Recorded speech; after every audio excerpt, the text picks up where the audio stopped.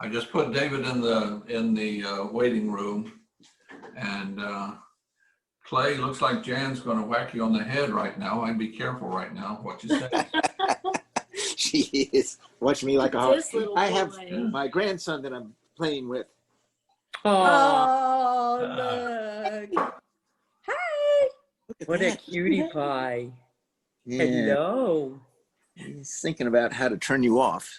Oh, how Push that little button. cute. Oh my gosh. Look at You have a bun him. yet? Well, yeah, we've been having fun. Okay. We taught him We've to got other cough. people popping in. Can you do that? Oh, he's so cute. Can you cough? No, not gonna do that for me. Clay, how old is he? He's 10 months old. What a cutie pie. Thank you. He is. Yeah, you are. What's his name? McLean. Hey, McLean. Hey, McLean. Yeah.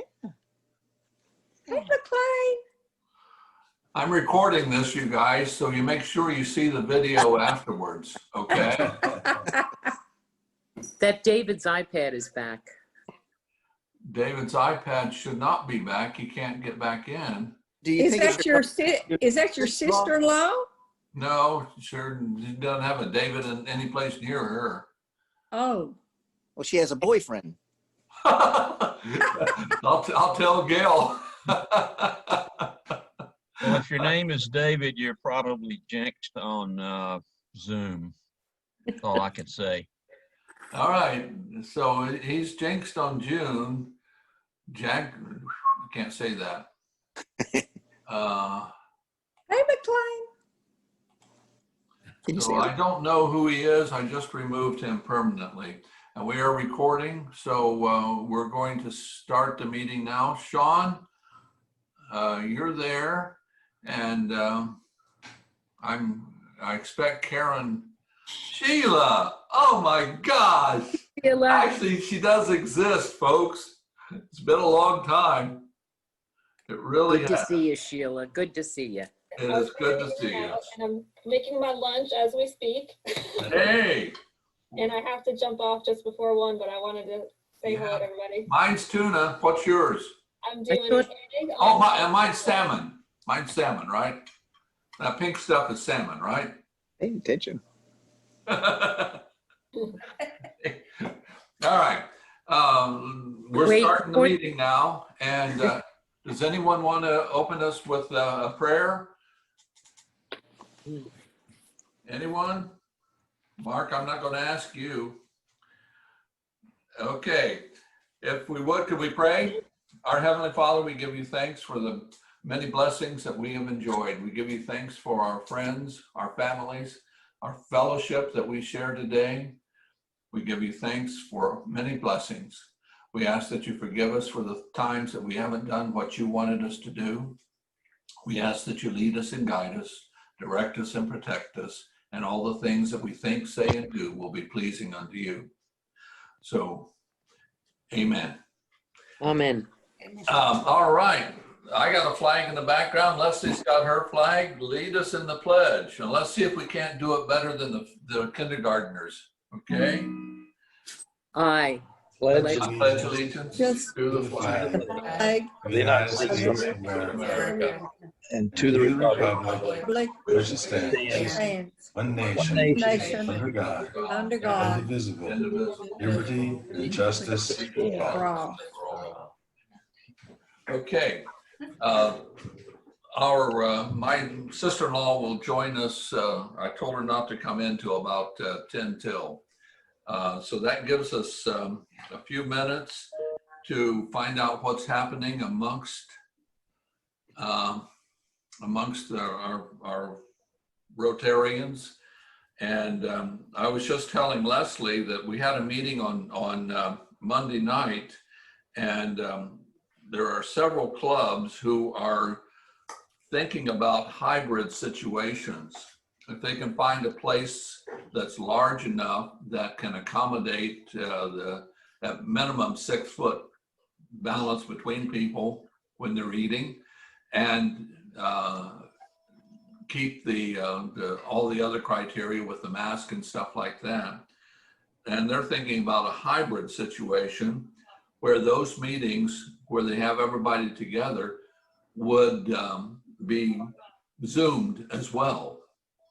And there are products like a device called the Owl that is a little camera that focuses upon whoever is talking. And so they think that they can have a face-to-face meeting and then Zoom it at exactly the same time. So what do y'all think about that? I think it's a good idea if we can do it. Sure. And then people have the option to be in a meeting Zoom-wise or face-to-face. I think it's good. I think it's really challenging. We've tried to do some meetings that were hybrid, and unless you have a good microphone system for the participants who are in attendance, then it gets really confusing, because unless you have everyone at the meeting only speaking at a podium or where the microphone pickup is, if it's that type of interaction you're looking for. Well, that's good input, Sheila.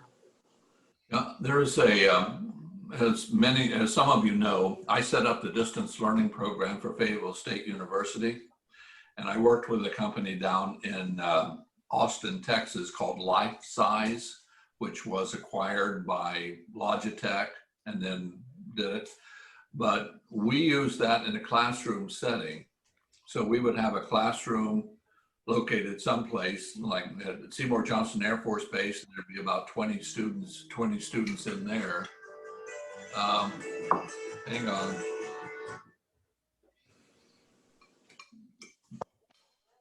Yes, can I help you?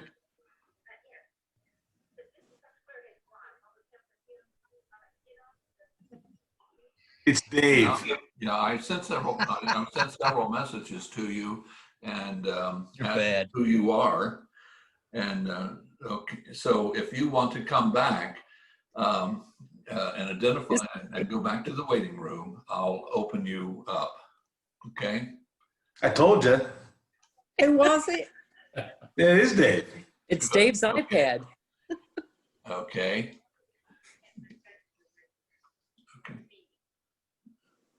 Okay. And because I blocked you before, it's not showing up. You're not showing up in the waiting room. Folks, who is this anyway?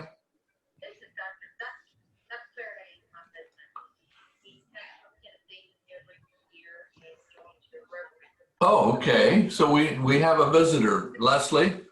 We have a visitor. Okay, it hasn't shown up yet. Who's the visitor? Dave. Dave's iPad. Okay, David. how do I change that?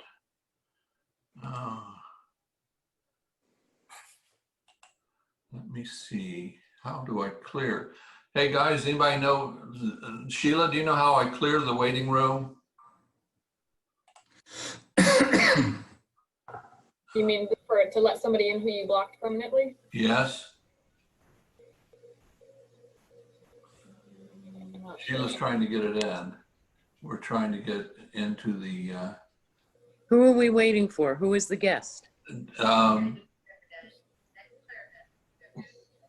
okay, Dr. Claraday? Dr.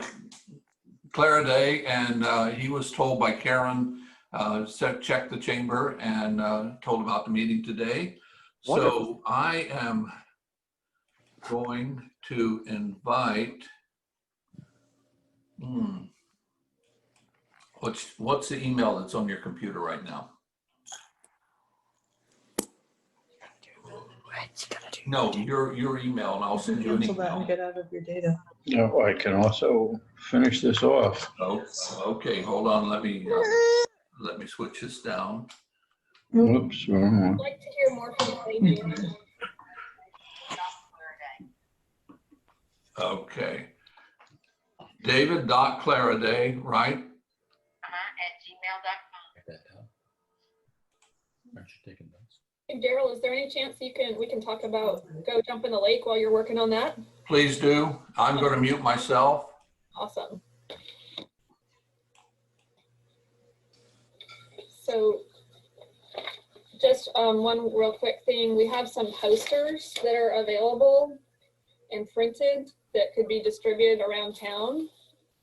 If anyone might have some time and interest in helping with that, maybe getting them to a more central location. If anybody has any suggestions. Do we have one in the library? I can come and get some and put them. I think the library is now open. For local businesses, which ones? Sheila, where are the posters right now? They are sitting in my office in Boiling Spring Lakes. We're frozen. So either multiple people could come and pick up small amounts that they want to distribute, or if you would want to take a larger stack of them, Just lost internet. get to a closer location for other people to pick up. Like Libby said, we could have them at the bank, I believe. I don't know about Karen's office, if anybody is there. I can take some to BB&T here on the island. I'm sure Brenda will put them out. So I could just leave them at the clinic in Boiling Spring Lakes out at our front table. And if anybody wants to come by and pick up a few of them, just I don't mind sure. going by and get if First National Bank's going to have them out, I can go downtown easier than I can come to you, Sheila. But I'm glad to do either. Me too. Then I can run them to 2 or 3 places that I know of.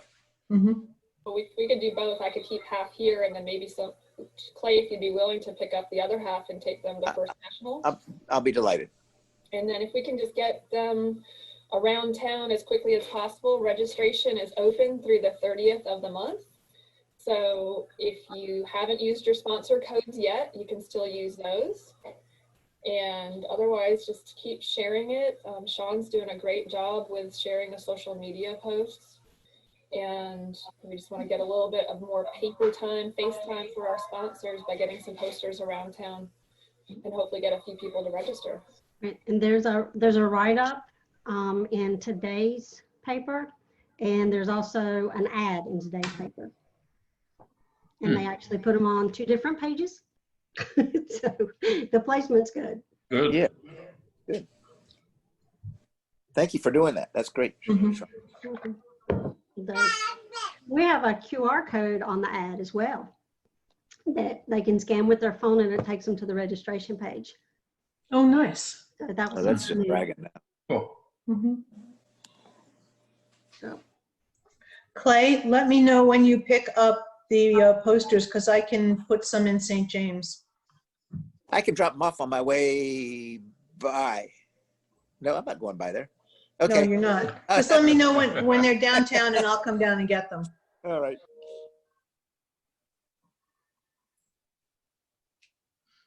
Leslie is talking, but you're muted. Bye-bye.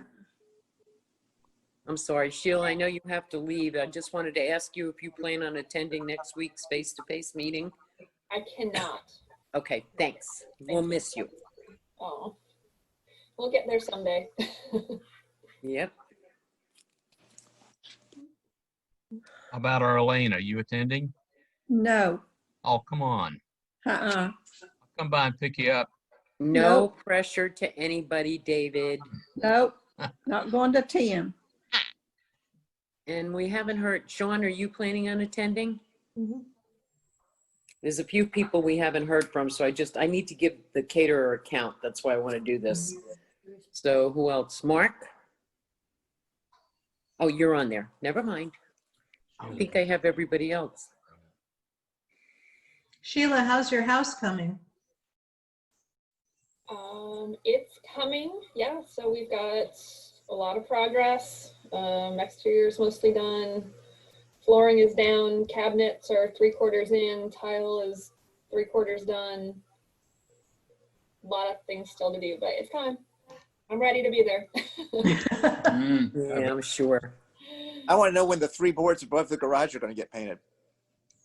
We're never, just to keep bothering you. Yes, they're That'll do it. waiting for you, Clay. They have the paint all set there. It's an accent wall. I don't know. I would do it last if I were you, just out of spite. Yeah, there's a lot of things they have to fix. But that's good.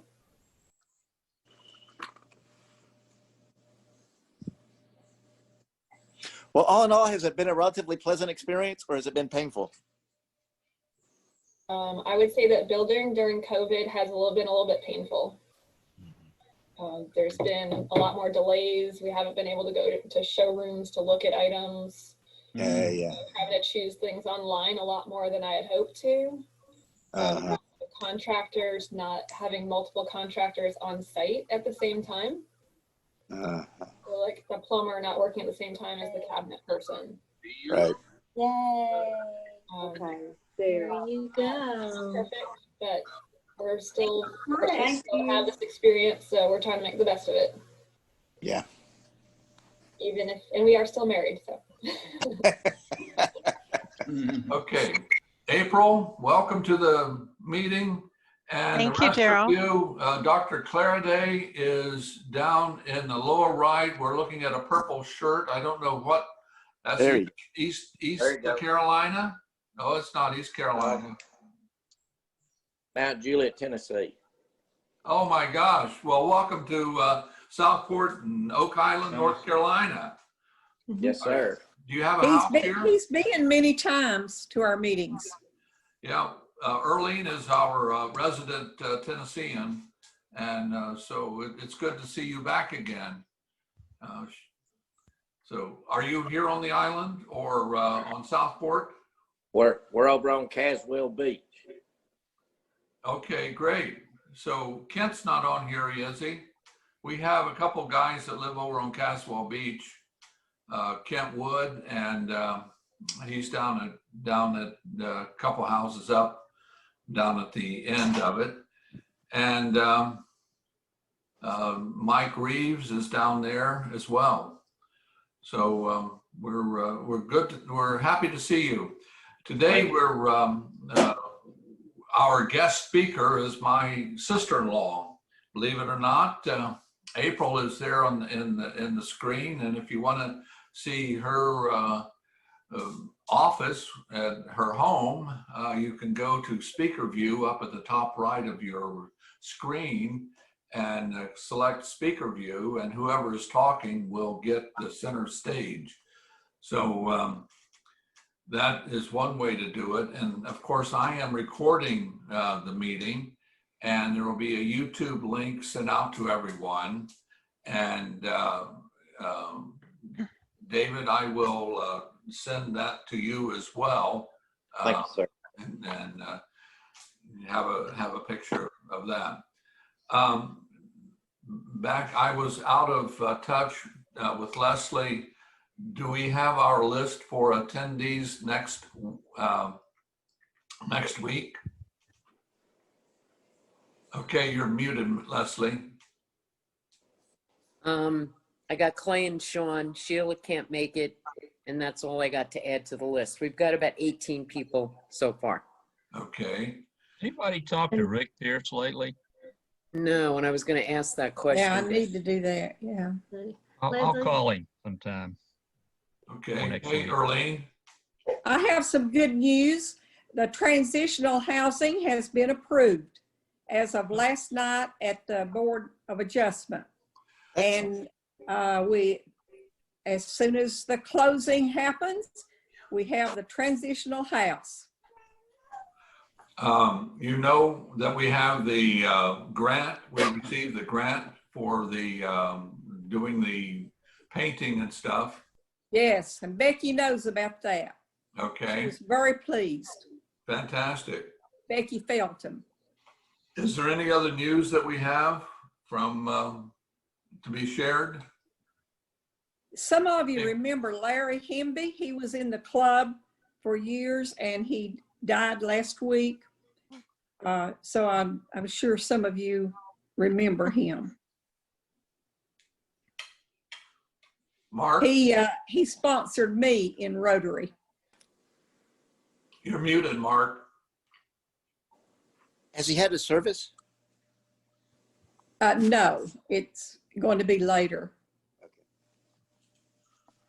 Mark, go ahead.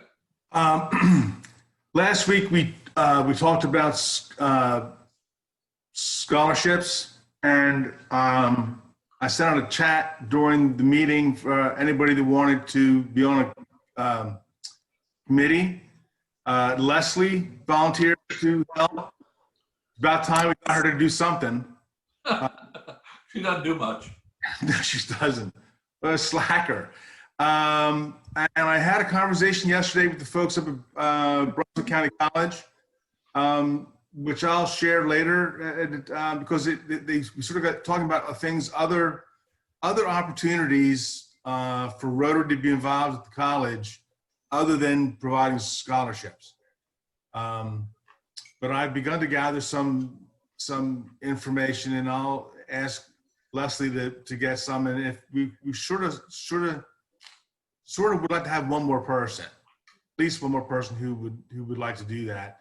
And Darryl, if you want to send out a blast to the clubs, Okay.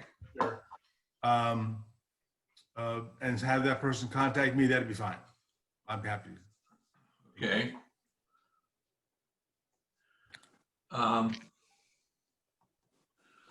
Is Karen Bailey's not on here, is she? No. Okay, Peter? Yeah, I'd volunteer to go on that committee. That'd be Whatever, good. I'd work on that. Thank you. Good. You're welcome. Okay. Is there anything else coming down?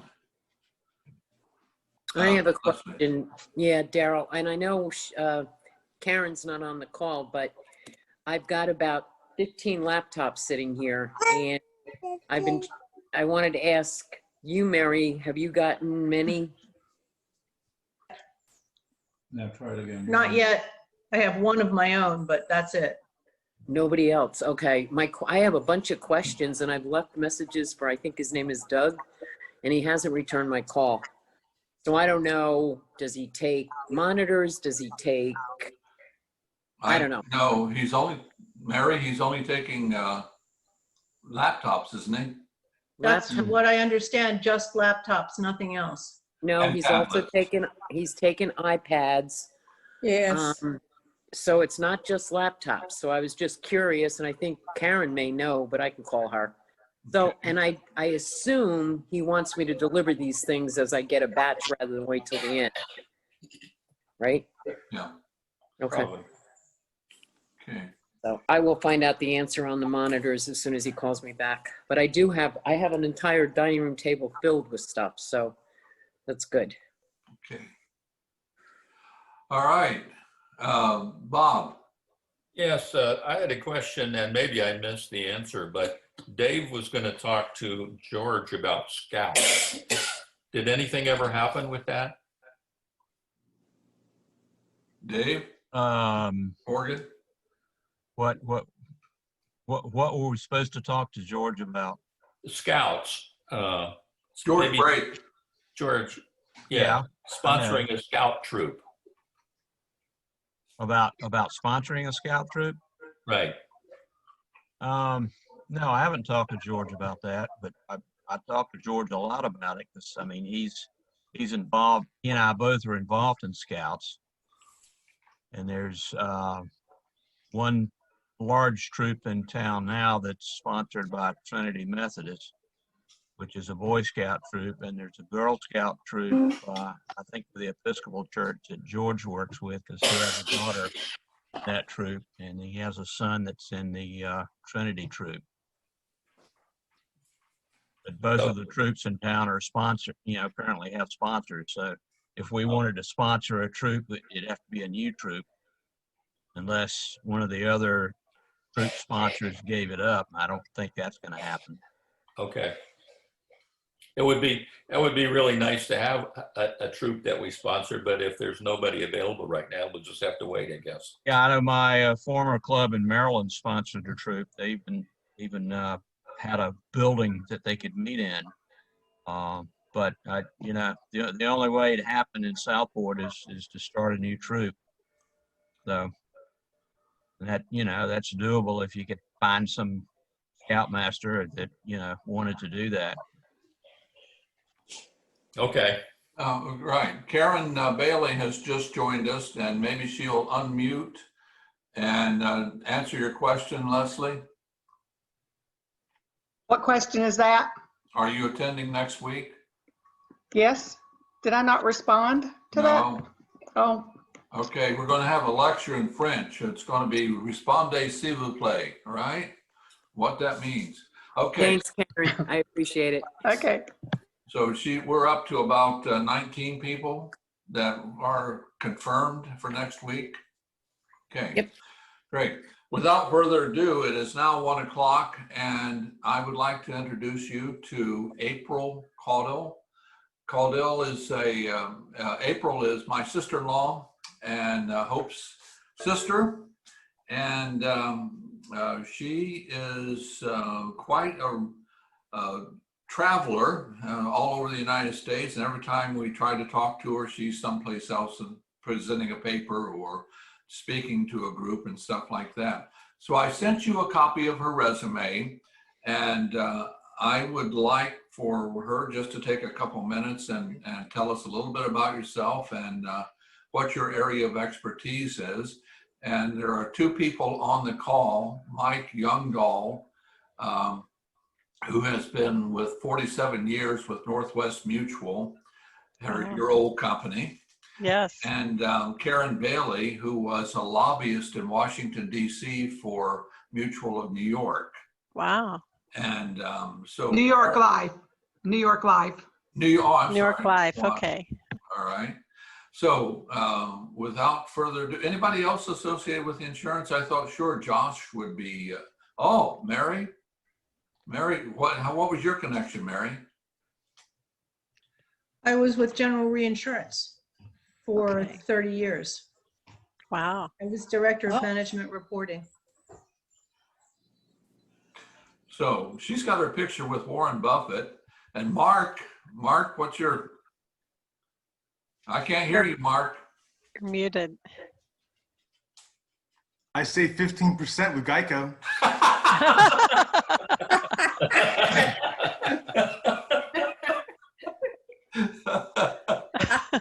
Okay. All right. April, be prepared to unmute yourself. I'm sorry. Judge Hankins is on, so be careful about what you say. She's coming on board. Great. And she is going to be very interested in what you have to say. Judge Hankins, welcome. Are you still there, Pauline? Well, she's listening at least. She may be muted. I'm going to mute everyone, and then you can unmute yourself, April, so that we don't have any distractions while you're talking, okay? Okay. All right.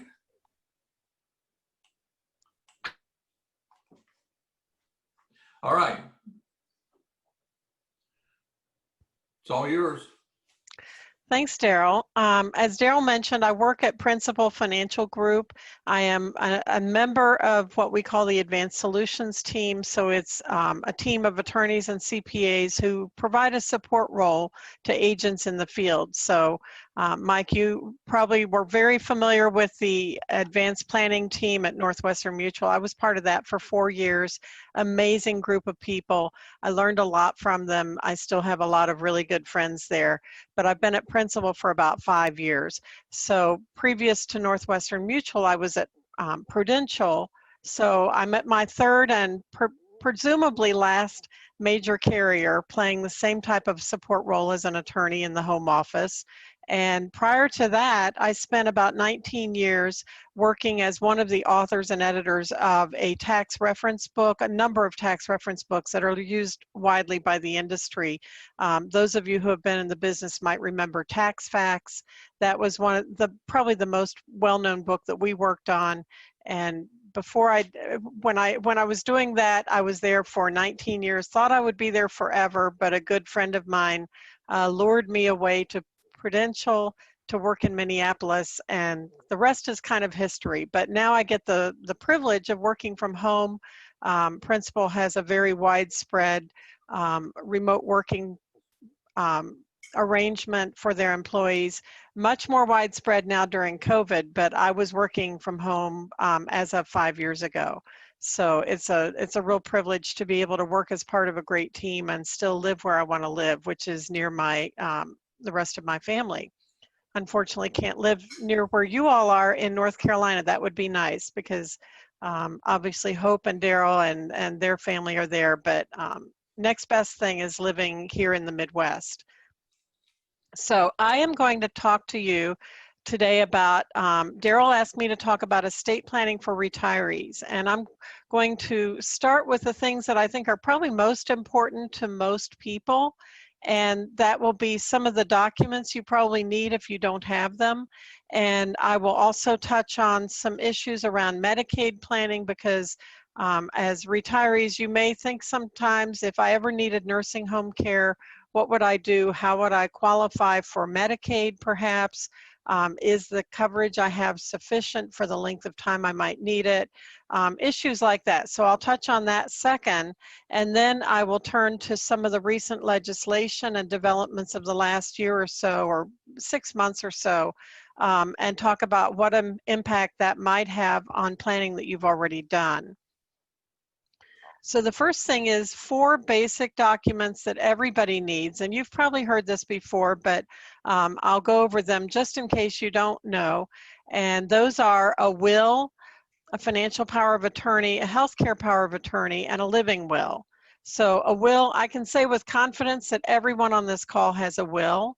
And I don't just say that because I assume you've done your planning, but if you don't have one, the state has written one for you. So in a generic sense, everyone has a will, but it might not be one that you created that says what you want. So if you don't want the state's plans for your assets to be carried out, which is often a very fair disposition of assets, but it doesn't give you any control over trustees or who gets what when.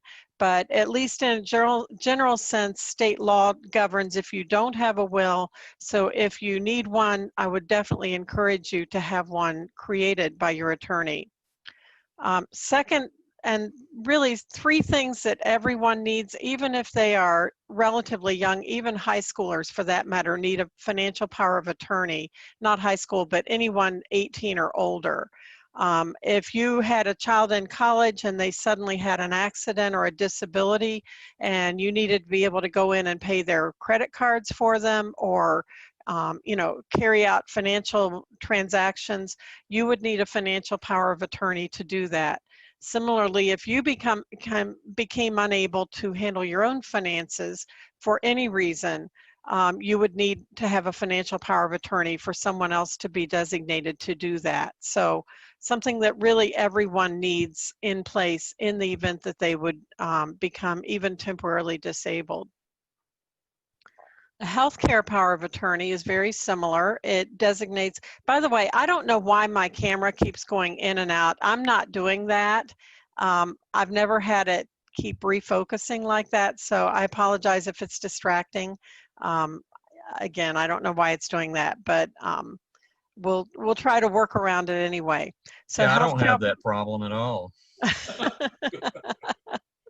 You know, I often don't use a camera. A lot of times I'm using a picture, David. So that's probably why I didn't know I was going to have this issue. But anyway, so healthcare power of attorney, you appoint someone to make healthcare decisions, to tell the doctors whether you want to be resuscitated, whether you want a certain type of care, whether you should have surgery or not have surgery if you don't feel like you're able to decide for yourself.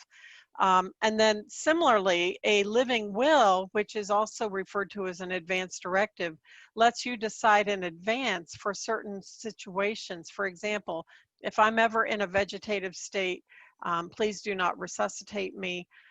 That's a living will, that's an advance directive. So for that, you don't have to designate someone. You just put your wishes into writing. There are forms you can find for that online. I suggest if you're going to see an attorney anyway about a will or any of the other things I'm going to talk about, that you have them do that too, because there may be some idiosyncrasies of local law that they would know about and can make sure are covered. Now, some documents that you might not necessarily need, but they are common for a lot of people. They can solve planning needs. One is a revocable living trust. I'm sure you've probably heard about those. It's basically a trust that you can change at any time.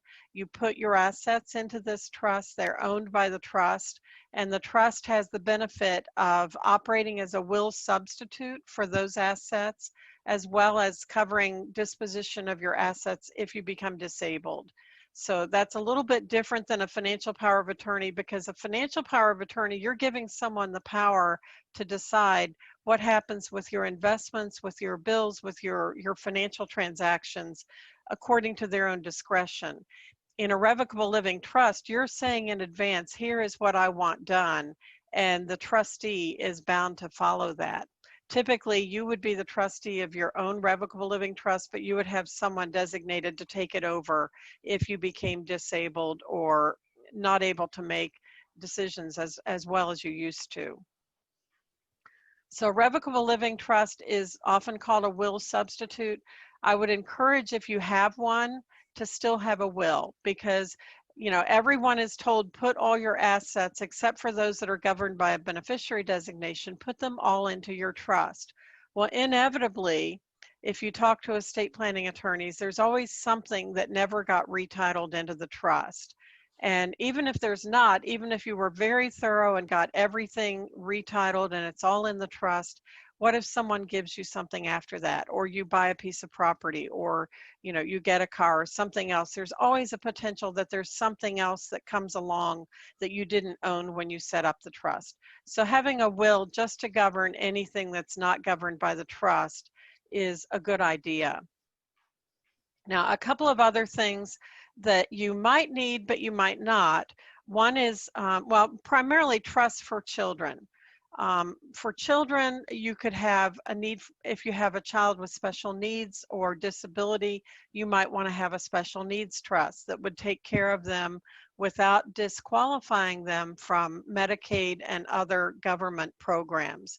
So special needs trust can provide for extras, for things that, trips and a computer, a laptop, things that are not part of their basic support, but that the trust can be designed to provide those things without disqualifying them from getting government assistance. For some people, an irrevocable trust is helpful, because if their federal taxable estate is greater than the amount of the federal estate tax exemption, then they may want to get assets out of their estate. Now, right now, the federal estate tax exemption is $11,580,000 per person. So a couple would have to have in excess of $23 million of net worth in order to need an irrevocable trust under today's law. Now, that law is scheduled to change in 2026. So if you happen to be one of those individuals with a very high net worth, we would call it ultra high net worth, who would be impacted by a change in the federal estate tax law, that this would be a good time to be making gifts and making transfers out of your estate into that irrevocable trust, because things could change even as soon as after this next election. So I'll come back to that issue. But an irrevocable trust, you give up a certain degree of control in order to get the assets out of your taxable estate.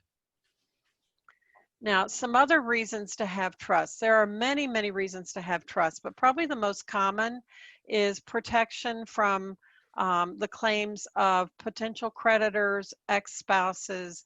A lot of people will set up a trust for assets going to their children just for that purpose, because they want, even if it's not a huge inheritance, even if it's, say, $50,000, $100,000, $200,000, they want their kids to have that asset protected and not have it subject to an ex-spouse ending up getting some of it, or a creditor claiming some of it for bill that's past due, if they went through a bankruptcy or whatever. And even if your kids are all very financially responsible and you know their marriage is solid, they're not going to have a divorce, they're not going to have a bankruptcy, there's always that other possibility that they could even just have an at-fault car accident. And all of a sudden their insurance wasn't enough to pay the damages, and now there's a judgment against them. Certain types of creditor protection trusts could protect their inheritance or their assets even from something like that. So depending on the amount of wealth that's being transferred, sometimes it's worth it to have a trust just for that type of protection. I would point out any kind of asset protection steps, whether it's for yourself or your kids, has to be done in advance of the need. You know, we think of those things when there's a lawsuit on the horizon, or someone, you know, has had an accident and now they're facing a judgment. At that point, it's too late. So if that's something, if for example, if you have kids who are in a profession that is, you know, conducive or vulnerable to lawsuits, like a surgeon or an architect, the time to get protections in place for them is before there's a need, because once there is a need, it's no longer asset protection planning. It could be viewed as fraud. So depending on what they do, and it could certainly be viewed as trying to avoid the claims of a creditor. So those are things to think ahead, but trusts for that purpose are another valid reason to have assets going to a trust as opposed to just going straight out to the individuals. Now, I want to touch on Medicaid planning, nursing home planning. Some of you may have long-term care coverage, which is great. The first thing is every state is different when it comes to Medicaid planning.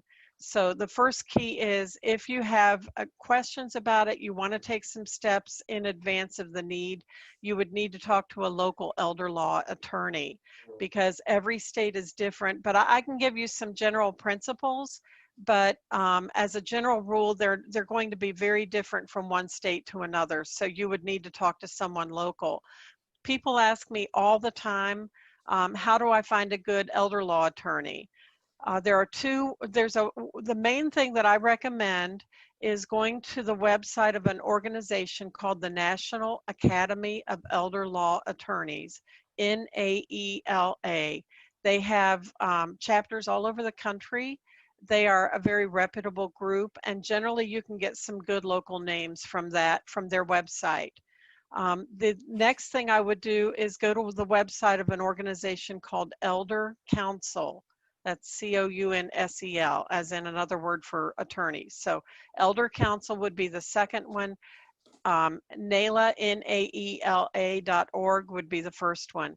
If you find someone local who is in both of those organizations, I can promise you they are probably doing elder law full-time and likely know what they're doing, because they have to pay money to be in both of those organizations. I'm told the second one is fairly expensive.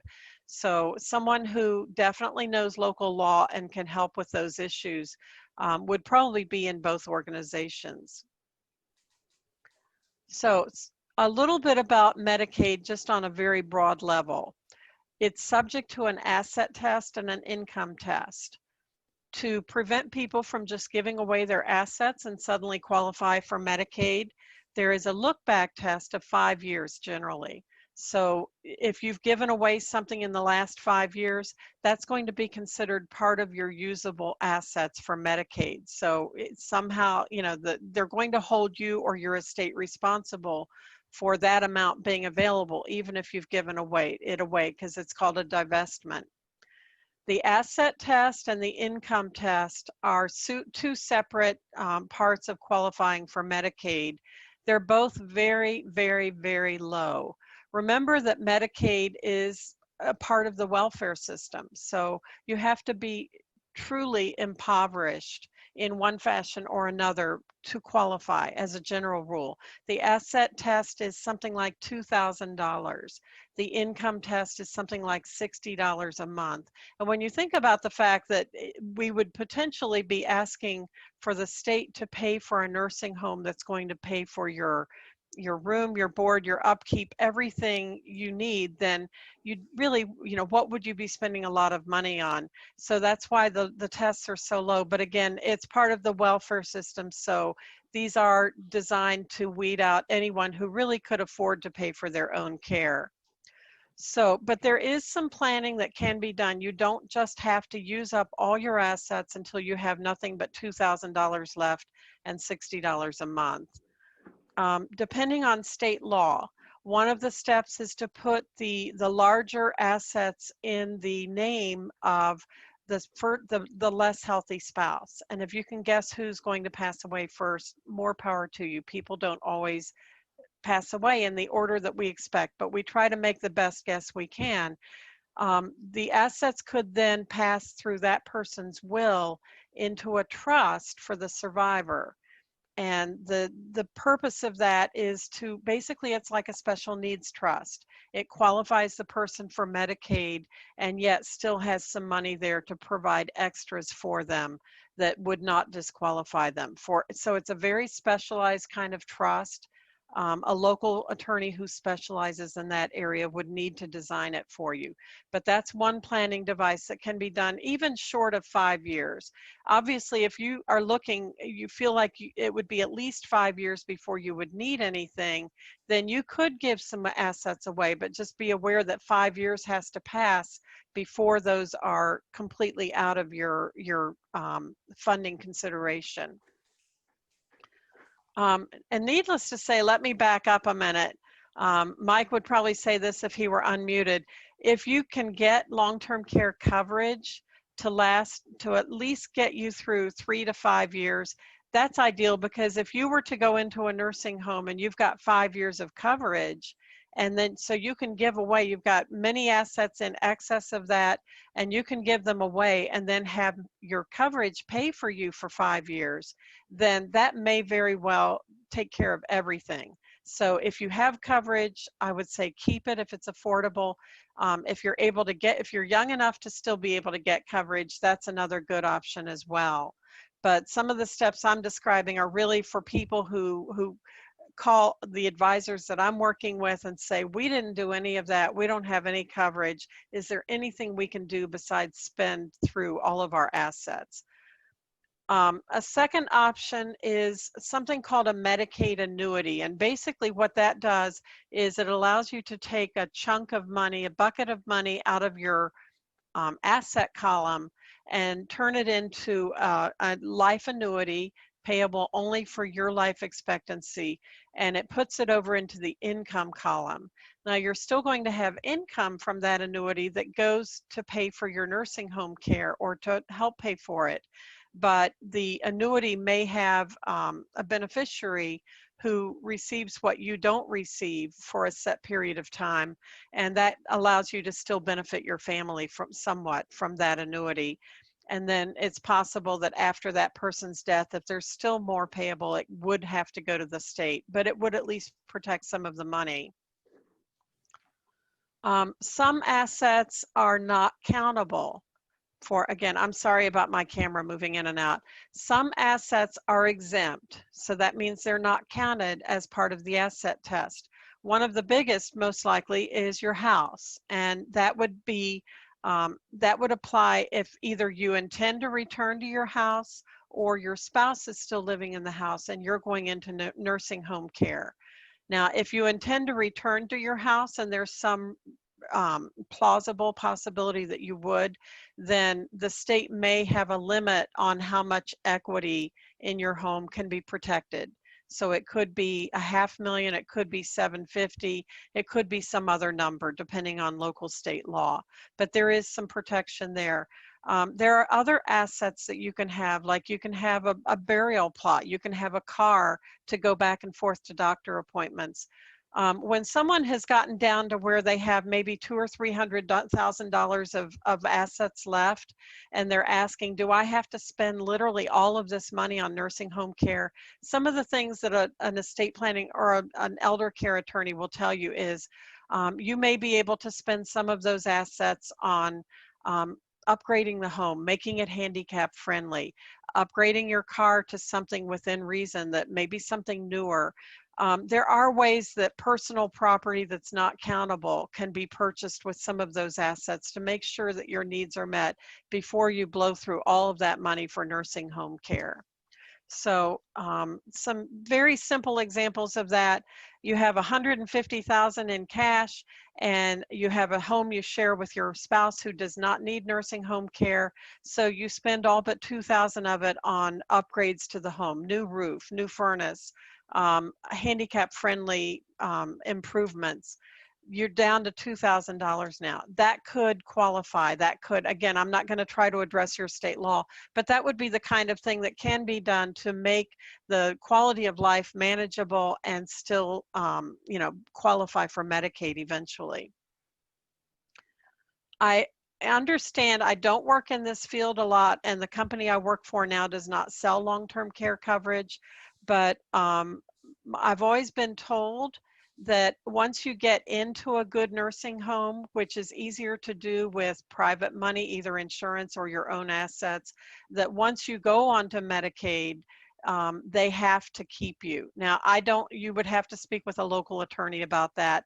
That's what I've always been told by other people in the long-term care business as an explanation for why, you know, it's a good idea to have coverage or to allocate some money for that, so that once you get in, you have a much broader choice than if you're already on Medicaid before you go into a nursing home.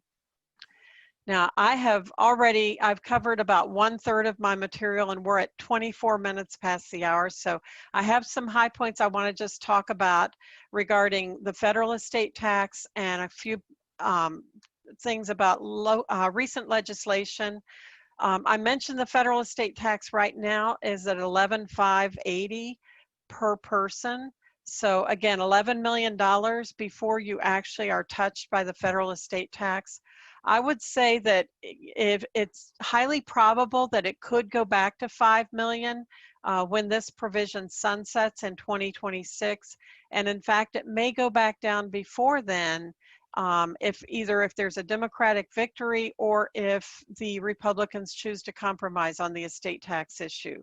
So that's something to keep your eye on if you're in that higher range.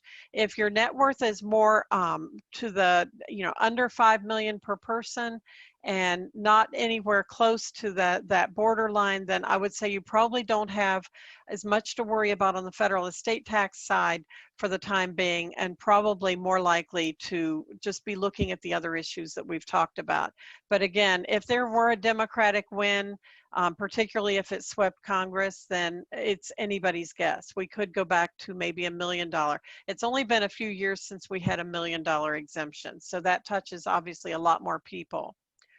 A couple of other recent changes because of the CARES Act, which was the biggest piece of COVID legislation. We have no 2020 RMDs. So if you have not taken your required minimum distribution yet this year, your banking institution has probably already told you this, but you don't have to. That's for 1 year only.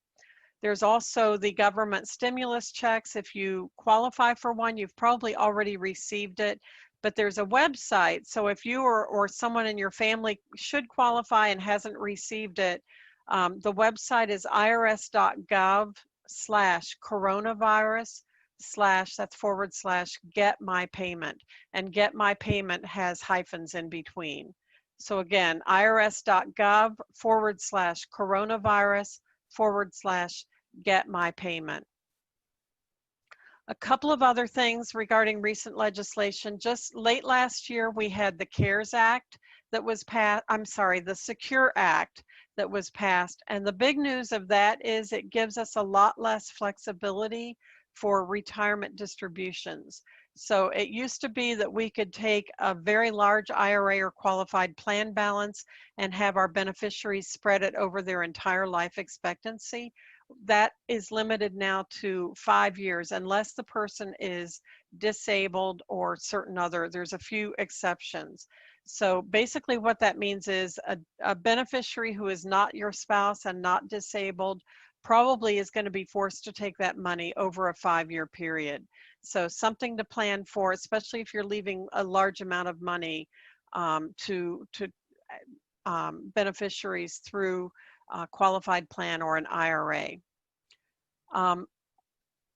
I skipped a lot of things I had thought about covering, but I wanted to touch on the most important things, and I wanted to give you time to ask questions if anyone has a question. So everyone can unmute if they want to ask a question. So.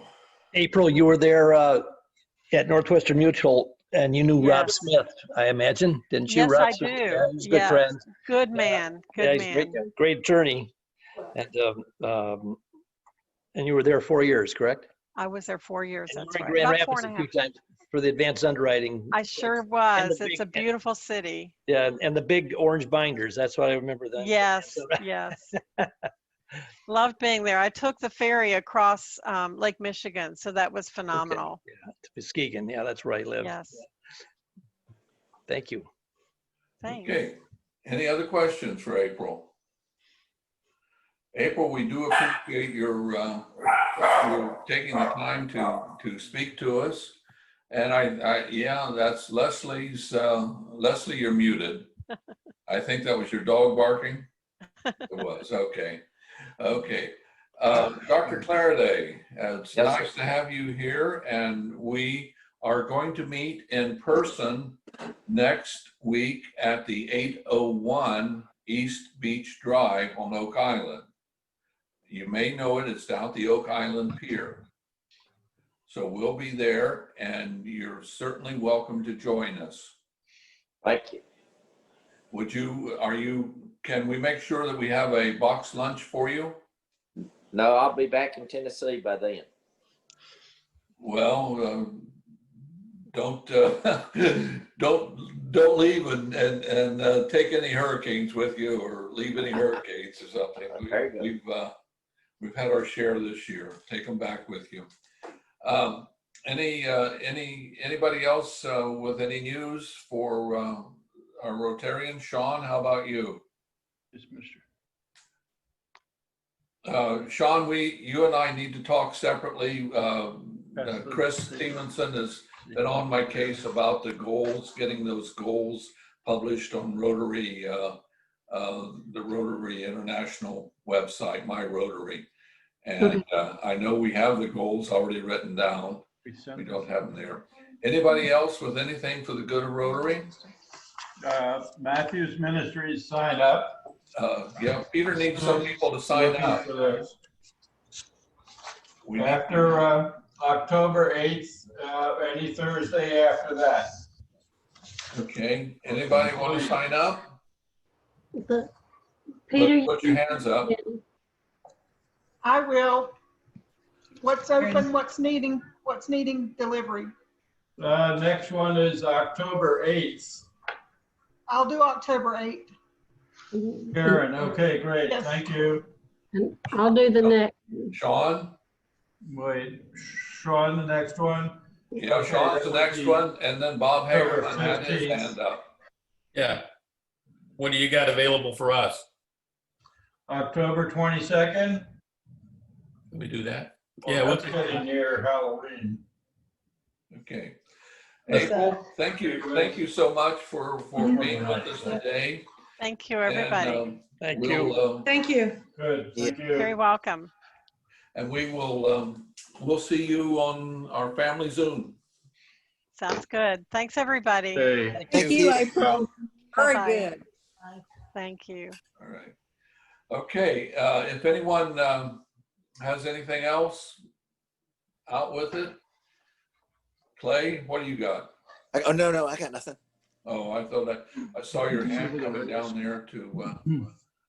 Thank you all for signing up for Matthews Ministries. Yes, thank you. Yes. We're on the way soon. All right. Tomorrow's first day. Okay, great. Let's have her again. Let's have her again come and speak. Well, you know, Oh, Christy? Yeah. I remember I have to talk to her once a week, so I know that's enough. Oh, get over it. She was very good. Yes, you did. Yeah, we Well, could have her probably that's once a month. Yeah, that's her job actually, and we have. Who are they talking about? she's very, very good at that. Well, let's just say the Rotary motto, which is Mark has something. Service Service above above self. self. Anyway, service above self. What did you have, Mark? okay, Mark. Service. Oh, I was just going to say that we had an attorney come speak to us back when we were having in-person meetings. Cheryl and I met with her up in Wilmington. Right. And very easy process. She set us up with all those documents that April. mentioned, and What was her name? not as much money as I thought it'd be, and she was very easy to work with. Yes, I remember her. What was her name? Very good, but I haven't been she's not responding to emails, voicemails. I can't get her to call me back to set up an appointment. And I know she's only doing Zoom calls now, which is fine, but I can't get her to call me back. Hey, but I do want to meet with her. So that's good feedback, Mark. Good. Yeah, she was very good. I'll push it. I'll push it harder. As a matter of fact, I think Andy also met with her, and Bill Jenkins did as well. I think she got enough clients out of her presentation to us to definitely pay for her trip down. Yeah. Yeah. Did anybody What was notice the name? Judge? What's her name? Jennifer. Yeah.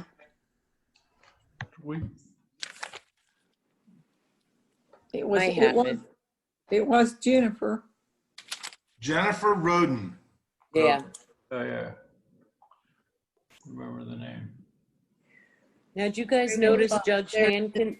Judge was Craig on. and Fox. Our judge was on the call. Judge Hankins. Yeah, Pauline. Yeah. I'd like to invite her for next week if I could, but I don't know her. Yeah, I know her quite well. Could you invite her maybe? Because she was an excellent speaker when we had her. Yeah, she's excellent, and I will send her a personal invite and ask her to come down. The problem is she has court, right? And Jim McCollum, Sue McCollum's husband. Right. He is keeping everybody up at the courthouse busy, chomping on, really busy. Well, I'm sure, but the last time we had a face-to-face meeting down here in the Woodlands, she really wanted to join us. For some reason her schedule wouldn't allow it. So if you could invite her and if she can make it, great. Okay, I will send out an invitation. I'll copy you on it. Okay. Perfect. Thank you. Thank you. Thank you. Dave, I'm glad to see that your camera is working. And it definitely needs to have the lens cleaned and put in focus. So yeah, this is a plug-in. This is a plug-in camera, and it's good. It's better than sometimes it doesn't work at all. Sometimes it does work, but it's fuzzy.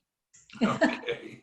Okay. Oh, I have one more thing. I'm sorry, Working. Daryl. One more thing. I just got a message from Sheila.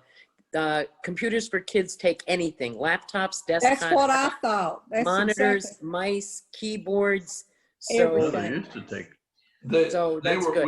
That conflicts with what Peter and Mary were told. Well, they take everything. They do, and according to Sheila's given me a second name to also have it refurbished with. So she has all that information. I'll confirm it with Doug and the other guy, somebody else, and Len. But according to Sheila, who works with them, she said they take everything. So I'm glad because I have everything. All right.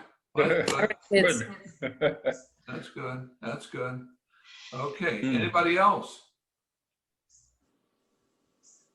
Well, the motto of Rotary is service above self. Bye, everybody.